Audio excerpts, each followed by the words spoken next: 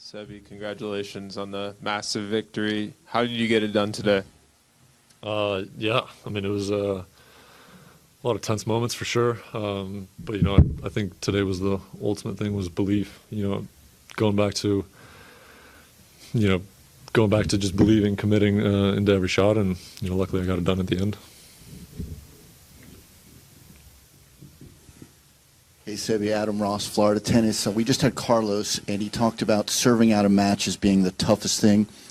You had two opportunities the first time. Can you talk about the difference in both and how you got it done? Thank you. Well, yeah, it's definitely the toughest thing to do in tennis. It's probably double the task when you're playing against Carlos. You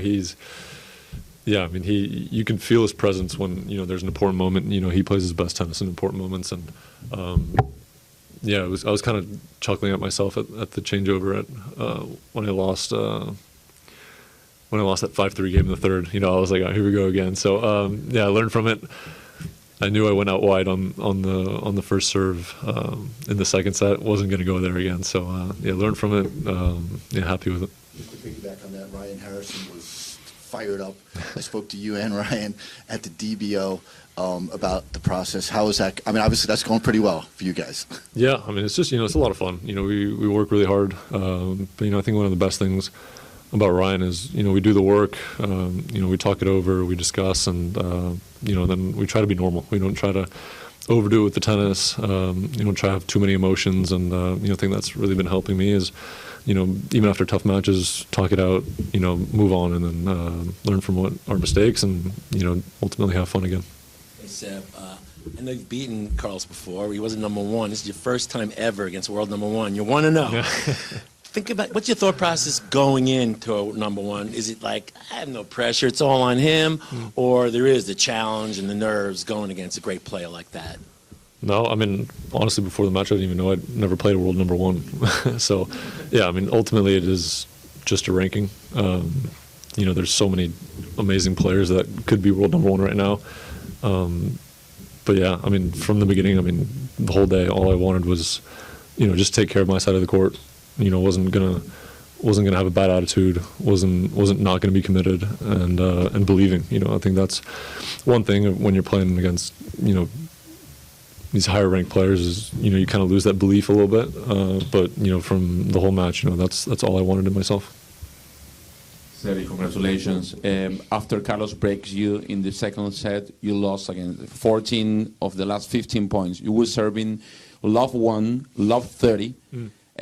What do you change in that moment, or what do you think? Because the momentum was from Carlos, and after that love 30, you start to play well again.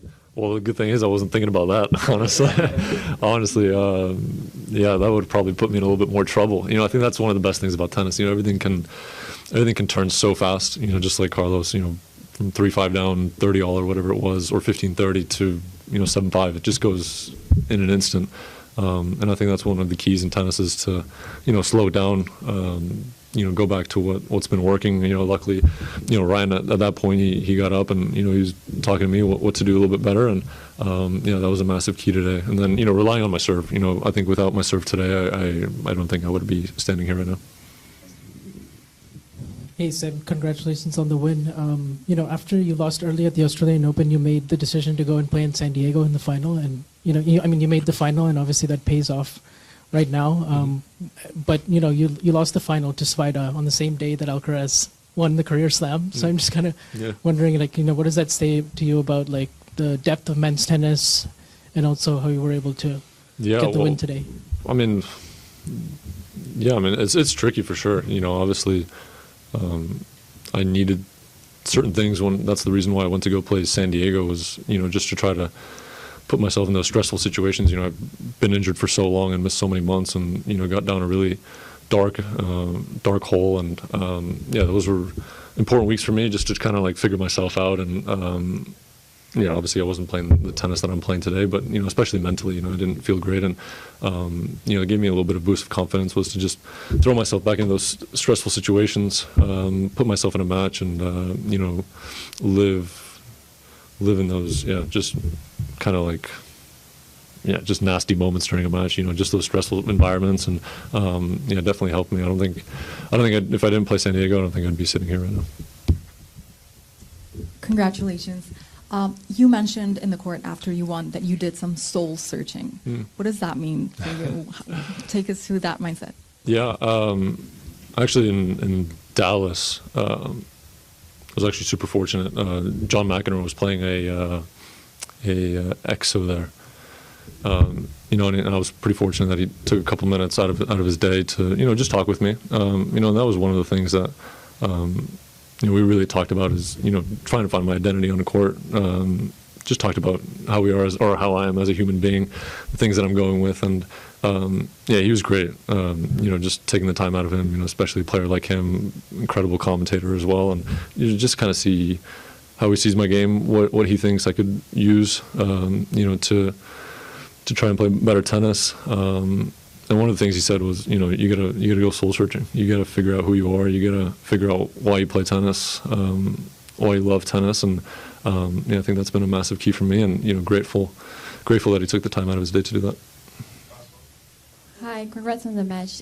Today, a lot of the people were rooting for Carlos. How did you handle that on court? Did you silence them, or like did that fired you up? How was it? No, I love playing in like a hostile environment. You know, luckily, I've played some of my best tennis and you know, when crowds against you. But you know, they were great both sides. They weren't you know, doing anything towards me. So yeah, it's a lot of fun. You know, especially when the crowd gets going. It doesn't matter whether it's for me or against me. You know, I really enjoy playing in those environments, and you know, hopefully I can keep climbing the rankings.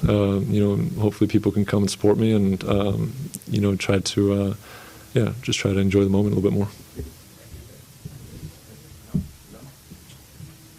I got you, man. What's up?